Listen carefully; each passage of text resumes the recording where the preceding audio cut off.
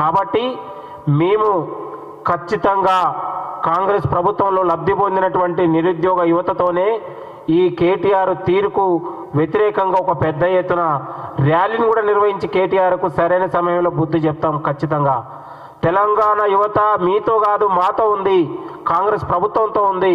కాంగ్రెస్ ఉన్నటువంటి ఆకాంక్షని ఇవాళ గౌరవిస్తూ ఉంది. కాంగ్రెస్ వచ్చిన తర్వాతనే ఈ తెలంగాణ నిరుద్యోగ యువతకు ఒక ధైర్యం వచ్చింది, ఒక భరోసా వచ్చింది.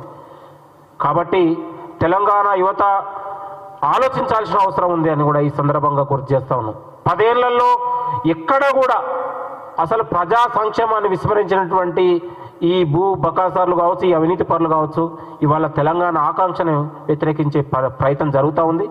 ఇది ప్రధానంగా తెలంగాణ యువత మీద ఉంది. తెలంగాణ యువత ఇవాళ ఆలోచించకపోతే మనకు అంధకారం మిగిలే అవకాశం కూడా కనబడతా ఉంది.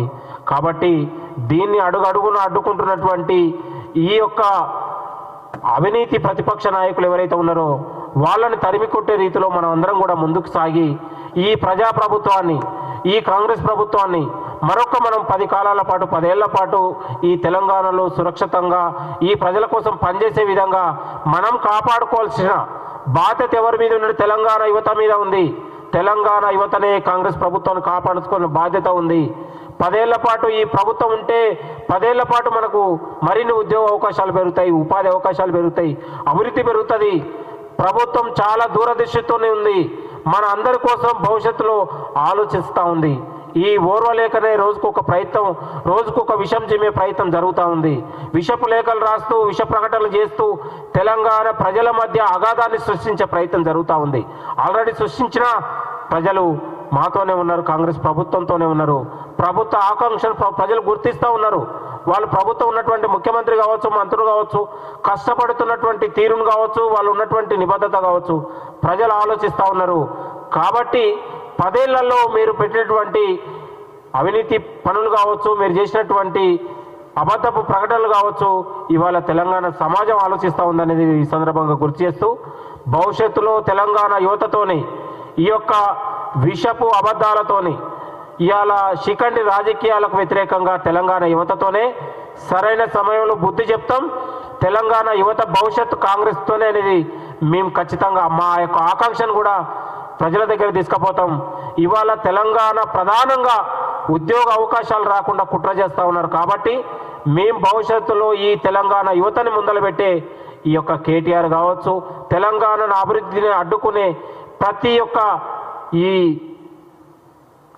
యొక్క కుట్రదారులను తప్పకుండా మేము ప్రజాక్షేత్రంలోనే తిప్పికొడతామని కూడా కోరుతూ, ముమ్మాటికి ఇది కుట్రవే.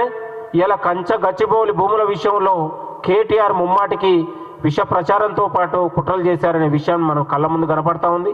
నకిలీ ఉద్యమాలు, ఇవాళ పెట్టుబడి ఉద్యమాలు నిర్మించి దాని వెనకాల రాక్షస ఆనందం పొందినటువంటి ఘనత మనం గతంలో చూసినాం, ఇప్పుడు కూడా చూస్తున్నాం. ఇది భవిష్యత్తులో సాగదు. తెలంగాణ భవిష్యత్తు కోసం, తెలంగాణ యువత భవిష్యత్తు కోసం ఈ ప్రభుత్వం పాటుపడుతున్న ఇవాళ వాళ్ళ ఆకాంక్ష కావచ్చు, ఇవాళ గౌరవ ముఖ్యమంత్రి ప్రతి అడుగు వేసినా, ఎక్కడ ప్రతి సమావేశం కావచ్చు, ప్రతి సభ కావచ్చు, ప్రతి ఒక్క ఆకాంక్ష ఏదైనా కావచ్చు, దాని వెనకాల యువత భవిష్యత్తు కోసమే ఆలోచిస్తున్నారనే విషయాన్ని కూడా మీరు గుర్తుపెట్టుకోవాలి.